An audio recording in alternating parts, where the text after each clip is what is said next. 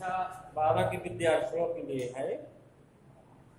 मैं आपको बता रहा था रामधारी सिंह दिनकर जो राष्ट्र कवि थे, रामधारी सिंह दिनकर, उनकी जो रचना है अभिनव मनुष्य। अभिनव का अर्थ हम आपको बता रहे थे।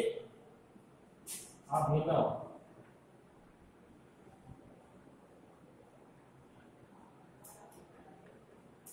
माने नया,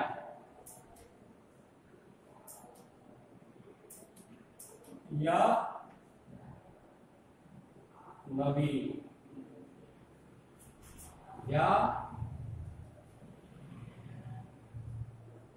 आधुनिक।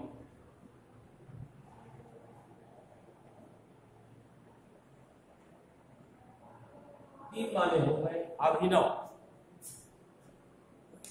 तो दिनकर जी ने अपनी कुरुक्षेत्र उनकी एक रचना है, उससे अभिनव मनुष्य शीर्षक देकर के इसमें काव्यांजलि में संकलित किया गया। अब अभिनव मनुष्य क्या चाहता है उसी में देखना है आपको।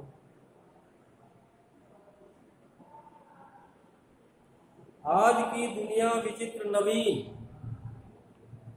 अभिनव मनुष्य कैसा है, आधुनिक जीवन हम लोग में कैसा है, उसके विषय में देखो। राष्ट्र कवि थे, राष्ट्र के प्रति उनको बड़ा प्रेम था, लेकिन बहुत दूरदर्शी थे, बहुत दूरदर्शी थे।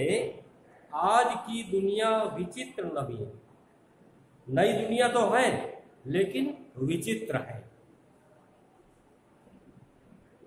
प्रकृति पर सर्वत्र है विजयी पुरुष आसीन। प्रकृति की जितने चीजें हैं उस पर पुरुष का, मनुष्य का, आधुनिक मानव का अधिकार। जो प्राकृतिक चीजें हैं उसमें मनुष्य का अधिकार है, जबकि प्राकृतिक चीजें में मनुष्य का अधिकार नहीं होना चाहिए। अगर प्राकृतिक चीजों में हम छेड़खानी करते हैं उसके दुष्परिणाम हमको भोगना पड़ेगा। भोगने के लिए तैयार रहे। उन्होंने लिखा कि प्रकृति पर सर्वत्र है विजयी पुरुष आसीन। प्रकृति की जितनी चीजें हैं, चाहे वो जो भी हो, आगे आप देखेंगे इसमें, उसमें पुरुषों ने, आधुनिक मानव ने अपना अधिकार कर लिया। सब जगह, एक जगह नहीं, हर जगह अपना अधिकार कर लिया। है बंधे नर के करों में वार विद्युत भाव। मनुष्य ने यहां तक कर लिया कि पानी, वायु माने पानी, जल, है बंधे नर के करों में वार विद्युत भाव। अब देखते हैं कि कोई नदी है, उसमें बांध बना दिया गया। अब बांध बनाने के बाद उस धारा को हमने मोड़ दिया। वो धारा चाहिए जानी चाहिए इधर, उसको हमने अपोजिट कर दिया, उल्टा कर दिया। इसका दुष्परिणाम अभी आपने देखा होगा चाइना में। चाइना में देखा होगा कि कितनी त्रासदी हो गई, कितना वहां पर नुकसान हुआ, फसलों का, जनधन का, है, और बिल्डिंगों का, सब चीज का। तो वार विद्युत भाव, बिजली जो चल रहे हैं, पंखे, बिजली चल रही है, कल कारखाने चलते हैं, है ना, तमाम बिजली चलते हैं, तो ये पानी से बनाए जाते हैं। तो विद्युत भाप भी मनुष्य जो है बनाने लगा। हुक्म पर चढ़ता उतरता है पवन का ताप। जैसा आदेश होता है वैसा आदमी टेम्परेचर, तापमान जो है कम ज्यादा कर लेता है नहीं बाकी कहीं व्यवधान। और इन चीजों को करने में मनुष्य को किसी प्रकार की कोई बाधा नहीं है, कोई परेशानी नहीं है उसको। वो सहजता से आगे बढ़ता हुआ सब कार्य कर रहा है, कि कोई उसको दिक्कत हो, कोई कठिनाई हो, कहीं रुकावट हो, नहीं रुकावट है नहीं बाकी कहीं व्यवधान, उसमें कोई बाधा भी नहीं है। लांग सकता नर सहित गिर सिंधु एक समान। और आधुनिक मानव जानते हैं मनुष्य क्या करते हैं, बड़ी बड़ी नदियों को पार कर जाते हैं,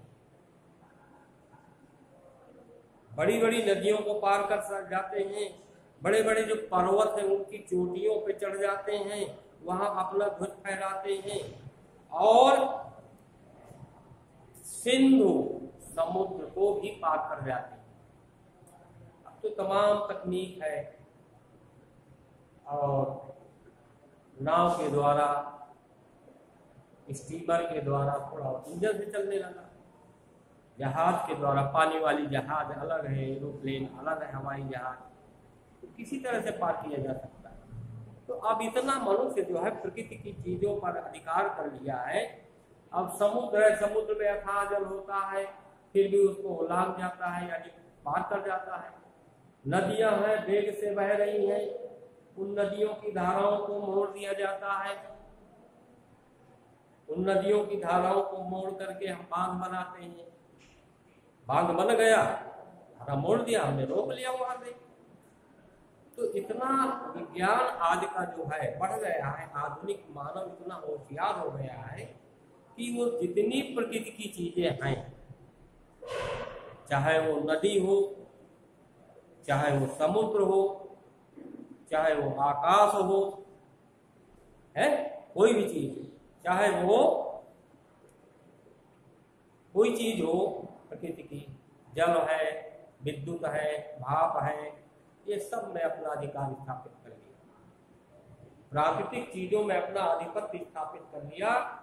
अभी कोई उसमें बाधा नहीं है, कोई उसमें उसको कठिनाई नहीं है, आसानी से उतर रहा है। तो लांग सकता सरित नर सरित गिर सिंधु एक समान। एक नदी है, छोटी है, नदी की अपेक्षा अगर देखा जाए तो समुद्र का विशाल होता है समुद्र, तो उसको भी पार कर, नदी को तो पार कर जाता है, लेकिन समुद्र को भी पार कर जाता है। उसके लिए कोई व्यवधान नहीं है, कोई कठिनाई नहीं है। बड़े बड़े पर्वत हैं, तमाम शिखर है, वहां पर जाके लोग चढ़ जाते हैं और चढ़ने के बाद अपना ध्वज वहां पर ध्वज फहरा देते हैं, है ना, अपना रिकॉर्ड बनाते हैं। तो इस तरह से मनुष्य के लिए कोई कहीं बाधा नहीं है।